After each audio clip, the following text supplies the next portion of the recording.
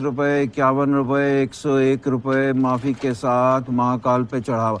ये क्या है? मानहानि का दावा है या चढ़ावे की मांग है? योर ऑनर, मेरे क्लाइंट कांति सरन मुदगल के बेटे विवेक मुदगल को अश्लील कह के स्कूल से निकाला गया है। और ये सब जो हुआ है वो इनकी नकली दवाइयाँ, झूठा भरोसा, इलीगल सेल ऑफ ड्रग्स, शिक्षा में लापरवाही और इन्होंने ठीक से परवरिश ना करने के कारण हुआ है। I demand an apology letter from them all.